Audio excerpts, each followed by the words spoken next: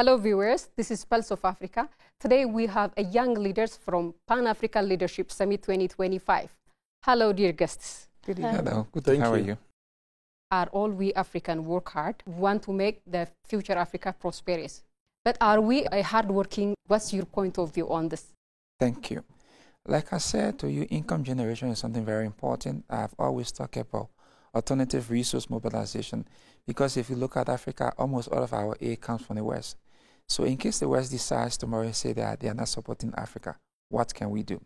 So we need to invest more into creating more art and craft in terms of improving our income, because Africa as a nation, a continent, is the richest, and we have almost all of the resources. If we decide to say that, let us get involved into agriculture. Young people industrialize agriculture. Where I come from, Liberia, our staple food is rice. We import rice.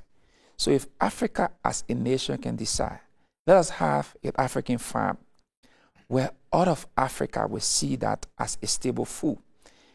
We reduce import, and if we export more, our incomes grow. So that I think my first thing we need to do is to industrialize agriculture. If you industrialize agriculture, the income of Africa, most especially Pan-Africanism, is going to grow.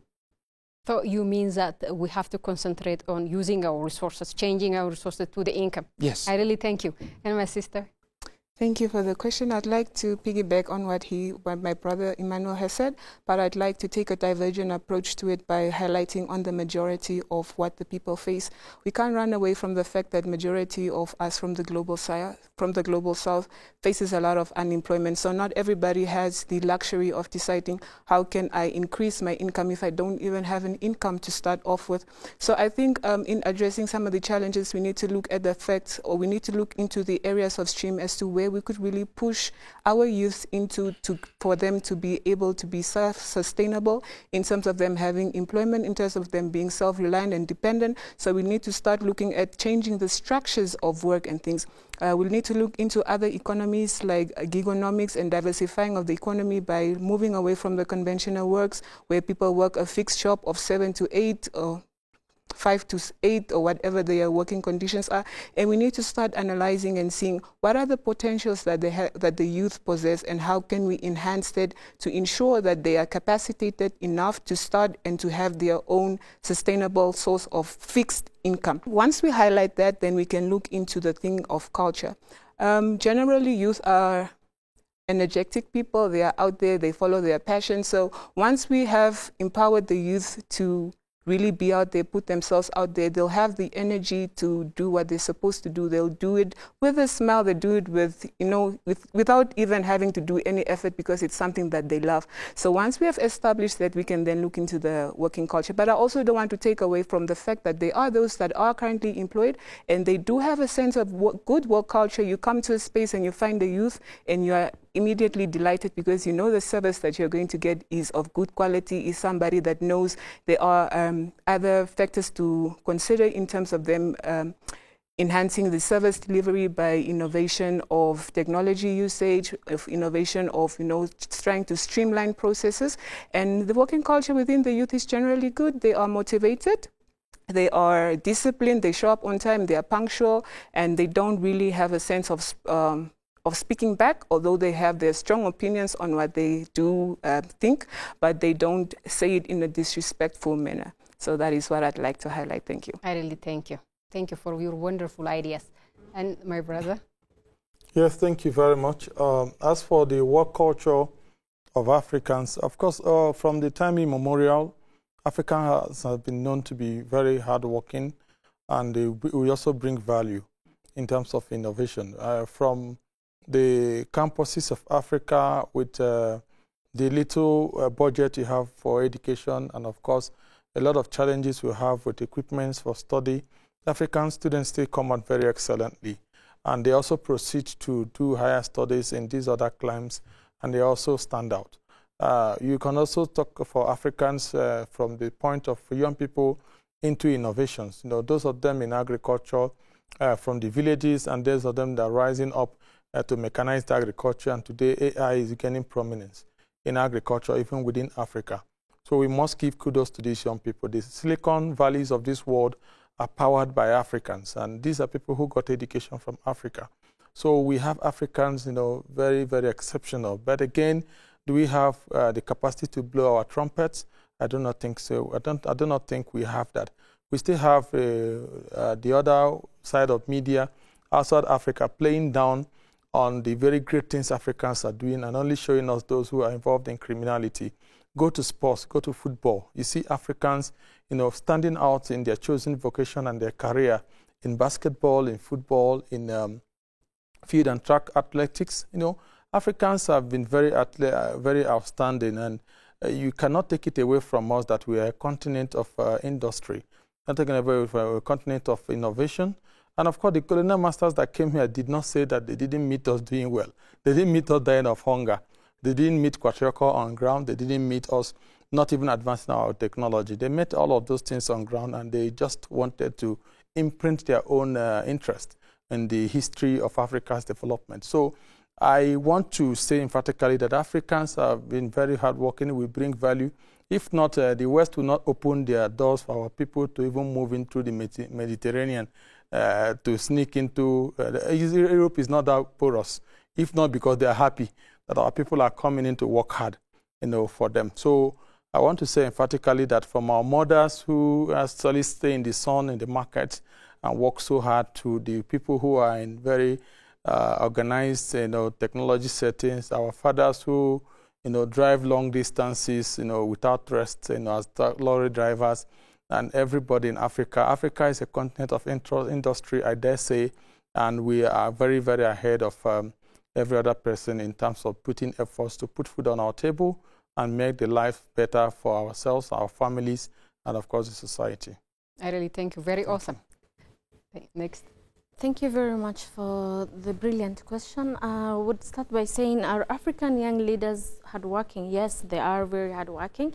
Are there difficulties or things that are hindering them from being hardworking? Yes, it is there. Because number one, we have been made to believe that we are more focused in fighting poverty, which has been, very rampant due to the bad governance and corruption that we have in Africa. Okay. And this is the reality, and this is the situation we are in. So young people have been made to believe that there are limited opportunities. Even though our continent is very rich, they do not get these opportunities because of the corruption that is happening. So I would say, I